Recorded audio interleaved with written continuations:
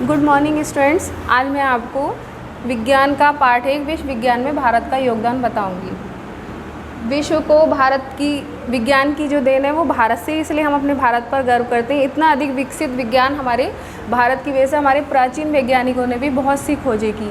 ब्रह्मगुप्त, महावीर, भास्कराचार्य, बारहमिरी, आर्यभट्ट, इन्होंने हमें गणित के बारे में बताया।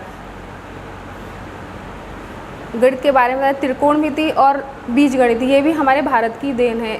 2000 वर्ष ईसा से 200 वर्ष पूर्व महर्षि पिंगल ने शून्य के बारे में बताया।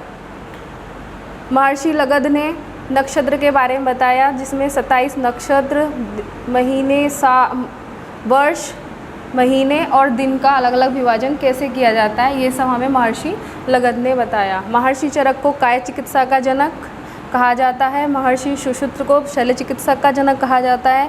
शालिहोत्र को पशु चिकित्सक का जनक कहा जाता है। महर्षि धन्वंतरी, इनको आयुर्वेद चिकित्सा का जनक माना जाता है।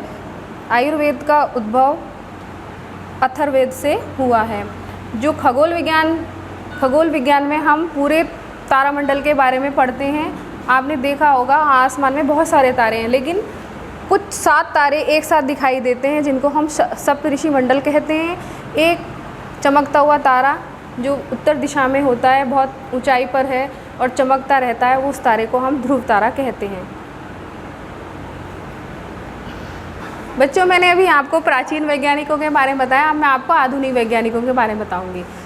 सर जगदीश चंद्र बसु, जिन्होंने ये हमें सबको ये बताया कि पेड़ पौधों में संवेदनशीलता होती है। मतलब कि जैसे मनुष्य में जीवन होता है, उसी प्रकार से पेड़ पौधों में भी जीवन होता है। पेड़ पौधे भी सांस लेते हैं और सभी चीज़ों को महसूस कर सकते हैं। छूना, अगर पर्यावरण में कोई भी प्रदूषण होता तो उसका असर पेड़ पौधों पर भी पड़ता है। पर्यावरण में अगर दूषित है तो पेड़ पौधे सूख जाते हैं। चंद्रशेखर वेंकट रमन ने प्रकाश की गुणधर्मिता, मतलब कि हमारे जो रेनबो है उसके बारे में बताया है। उसमें 7 रंग होते हैं। जब पानी से सूर्य की रोशनी निकलती है तो उसमें से रंग निकलते हैं। तो आकाश और के रंग, सब रंग के बारे में हमें चंद्रशेखर वेंकट रमन, इसलिए इनको रमन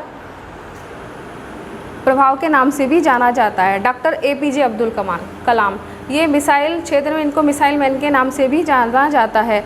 सत्येंद्र नाथ बोस दुग्ध उत्पादन के क्षेत्र में का जनक माना जाता है। डॉक्टर होमी जहांगीर भाभा, इन्होंने हमें परमाणु ऊर्जा के बारे में बताया। डॉक्टर वर्गीस कुरियन, जिन्होंने हमें श्वेत क्रांति के बारे में बताया। धन्यवाद। इस पार्ट के क्वेश्चन आंसर की PDF बना करके भेज जाएगी, उसको ओपन करके आप लोग अपने वर्क कंप्लीट कर लें। धन्यवाद।